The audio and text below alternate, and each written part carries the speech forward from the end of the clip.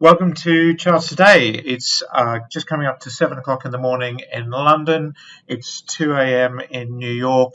I've just flown in from the West Coast, US to New York. It's a long flight across America.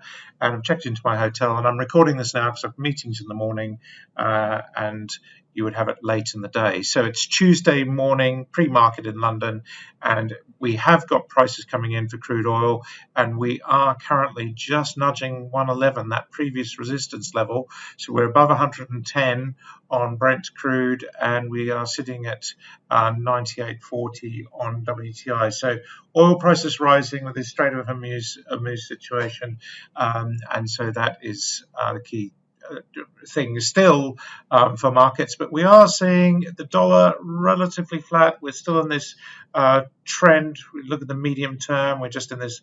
It's gone on for several months now, really waiting to see which way we break, move into the pattern sideways, move out, and we've got a downside target, but we have to wait for that to happen.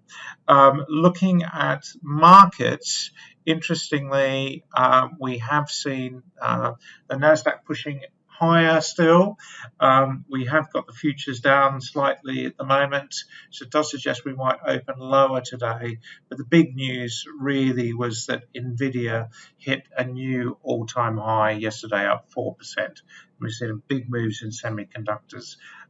So we'll come back to that in a minute, but that's been a big driver, of course, for markets. We are seeing the FTSE. We've got results out from BP in a minute, and they'll be very interesting to see those, but with a higher oil price, they're likely to be quite good. And then we've got just European markets slightly lower. Japan was up 0.5%. Still a concern is the Japanese bond yield, and that is, you can see, just getting close to touching resistance here. There were worries about this in January at a much lower level than we are now, so that's going to be pretty critical.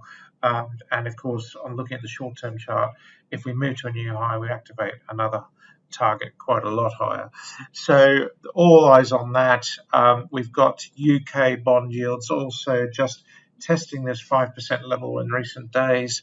We've got the Bank of England making a decision this week, which is like the market is expecting a hold on the basis that weaker economy, on the one hand, don't want to raise rates and create that weakness, but on the other hand, we've got inflationary, and you can see the market is in sideways move there in the medium term, and on the short term, even we're waiting to see which way we break. But it's likely that the Bank of England will hold. That's what the market is expecting.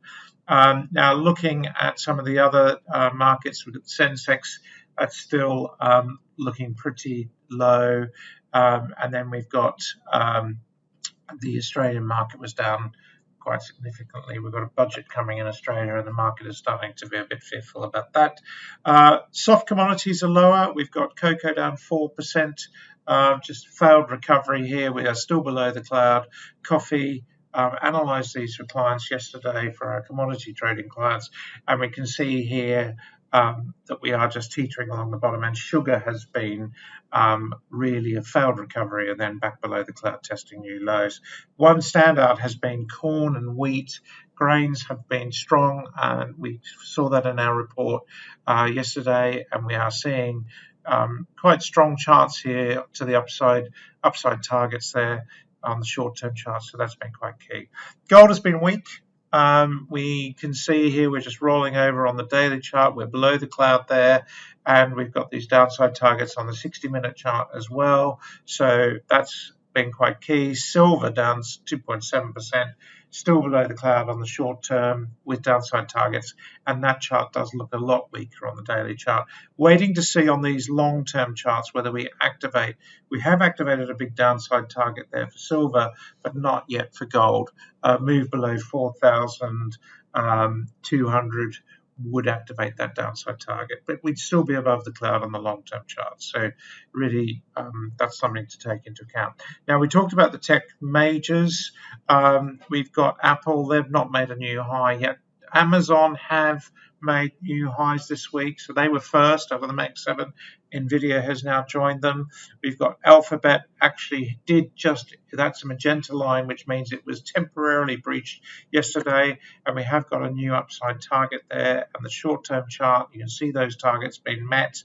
And if you look at Nvidia, the same thing, those short-term targets are met, and there's a new short-term target. So you can't ignore the fact that we've got these targets. Looking at Microsoft, that has been weak, waiting to see if we activate this upside target.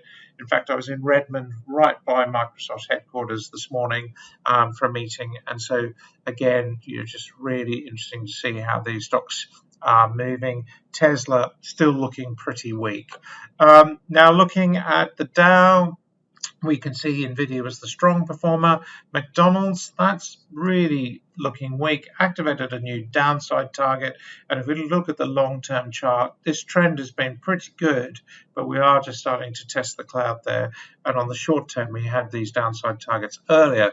That's the key point. You will get the downside targets before you get the medium-term ones. So that's quite key. Walmart, which has been a fabulous performer, pulling back yesterday, but still a pretty positive chart. Now, if we look at the NASDAQ, we can see that it's all about the, and these are the short-term targets, the 60-minute chart, but we can see that's Micron, Nvidia, Intel. You can see it's all very much about semiconductors at the moment, and that's really what has been driving the market forward. So that's really quite key. That's Intel. And if we look at the 60-minute chart for Intel, we're starting to see potential for that jump exhausting, but we just have to watch it. And then looking at the UK, interestingly, in the UK at the moment, as I mentioned, we've got BP just coming out with results now. So that will be very interesting to see how the chart reacts to those. We're bullish above the cloud, so we wouldn't be surprised to see quite good results. We do have a mixed picture here, mixed targets, but we are above the cloud. And then the other one that was very interesting was Shell. They yesterday came out with an acquisition in Canada, and we are starting to see that looking a little bit toppy on the daily and on the 60-minute. Notice the difference here between BP. It is already below the cloud, so the market never quite a fan of acquisitions. It does have an impact on the price. The key thing is, will we make a new low and activate that downside target?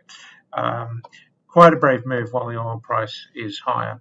So that's it for today. Until tomorrow, happy charting. Bye for now.